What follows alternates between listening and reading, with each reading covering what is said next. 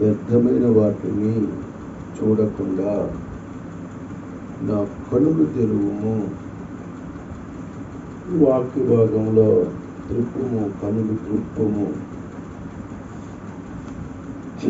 గమనిస్తే కొన్ని సందర్భాల్లో వ్యర్థమైన పనులు, వ్యర్థమైన వాటిని మనం చూడాల్సి వచ్చింది. అంటే వ్యర్థము అంటే దేవునికి ఆ ఇష్టమైనది ఏదైనా కావచ్చు. కానీ నీ ఆత్మీయమైన జీవితంలో కొన్ని శోధనలు నీ కంటి ముందు కనిపిస్తాయి, కొన్ని సమస్యలు నీ కంటి ముందు కనిపిస్తాయి, కొన్ని ఆర్థికమైన పరిస్థితులు నీకు కనిపిస్తాయి. ఇప్పుడు నువ్వు వాటిని చూసి కృంగిపోతా ఉంటావు. ఏంటి నా జీవితంలో ఎలా జరిగింది, ఎందుకు నన్ను ఇలాగా సమస్యలు వెంటాడుతున్నాయి, అప్పుడు నాకు ఎందుకు ఇలాంటి పరిస్థితులు ఎదురవుతున్నాయి అని అనుకోవచ్చు. సర్వోన్నతమైన దేవుడు నీ కళ్ళ ముందు కనిపించే ప్రతి ఒక్క సమస్యలకి ఆయన పరిష్కారం చేస్తాడట. నీ కళ్ళ ముందు ఏది కనిపించినా. అందుకని భక్తుడు అంటాడు, ఆశ్చర్యమైన కనులు చూసినట్లు నా కళ్ళు తెరవయ్యా అని అంటున్నాడు. అంటే నీకు కనిపించే సమస్యలు ఏది కనిపించినాయో వాటన్నిట్లో నుంచి దేవుడు నిన్ను వినిపించి నీ కనులకు అద్భుతాలు దేవుడు చూపించాలంటే నువ్వేం చేయాలి? మొదటగా యెహోవా, నేను నీ శాసనములను హత్తుకొని ఉన్నాను, నన్ను సిగ్గుపడనీయకుము. అంటే కొన్నిసార్లు అవమానాలు నీకు కలగొచ్చు, ఎవరి ద్వారానైనా అవమానాలు కలగవచ్చు. కానీ ఆ అవమానాలను చూసి నువ్వు కృంగిపోవద్దు. నీ అన్నవారిని నిన్ను అవమానించవచ్చు,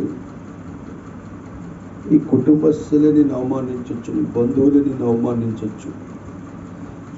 కానీ అవమానాలకి కృంగిపోవద్దు. ఎక్కడైతే అవమానించబడ్డావో అక్కడ దేవుణ్ణి ఘనతనిస్తాడు. నీ కనులు ఆశ్చర్యాలు చూడాలి, నీ కనులు ఆశీర్వాదాలు చూడాలి, నీ కనులు అద్భుతాలు చూడాలి. అయితే నిన్ను సిగ్గుపరిచే వారి ముందు నువ్వు సిగ్గుపడకుండా, నన్ను ఎవరైతే నిన్ను అవమానిస్తున్నారో దేవుడు వారి ముందు నిన్ను దీవించాలని చూస్తూ ఉన్నాడు. సిగ్గుపడాల్సిన అవసరం లేదు, అవమానం పొందాల్సిన అవసరం లేదు. యేసయ్య గారు రాసిన పాటలో ఉండేది, నా జనులు ఇక ఎన్నడూ సిగ్గుపడరంటివే.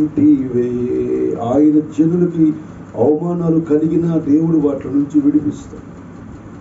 అప్పుడు నీ కన్నులకు ఆశ్చర్యమైన కార్యములు ప్రభు జరిపిస్తాడు. మరొక మాట చెప్పి నేను ప్రార్థన చేయాలని ఆశిస్తూ ఉన్నాను. నా బాధల్లో ఇదే నాకు నెమ్మది కలగ చేయుచున్నది.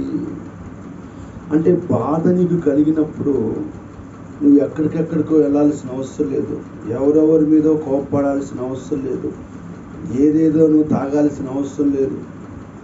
నీకు బాధ కలిగినప్పుడు దేవుని వాక్యాన్ని విను.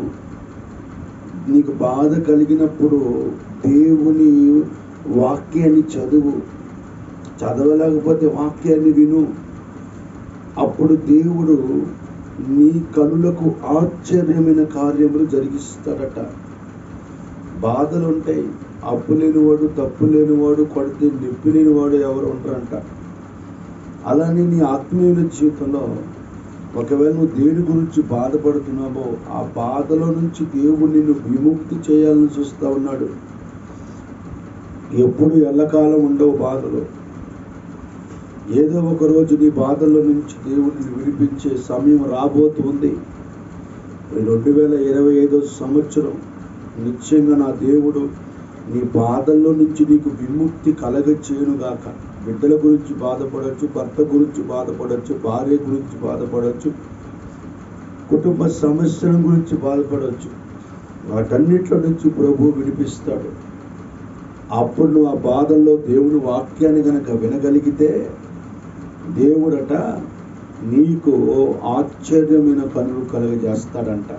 ఇక అప్పులు అనే, అనారోగ్యం అనే, కుటుంబాల సమస్యలనే అయేమీ కళ్ళు కనిపించకుండా ఆశ్చర్యమైన కార్యములు ప్రభు చేస్తాడు. అందుకనే వ్యర్థమైన వాటిని చూడకుండా నా కన్ను త్రిప్పుము అని మాట్లాడుతూ ఉన్నాడు. ఈ ఉదయ కాలమున నీ కన్నుకు దేవుడు ఆశ్చర్యాలు కలుగ చేయబోతున్నాడు. నీ అవమానాల్లో దేవుడు నీకు ఘనతనివ్వబోతున్నాడు. నీ బాధల్లో ఆయన నీకు నెమ్మదిని కలుగ చేయబోతున్నాడు. అట్టి కృప పరిశుద్ధ ఆత్మదేవుడు మనకి తోడే ఉండును గాక. ఆమేన్.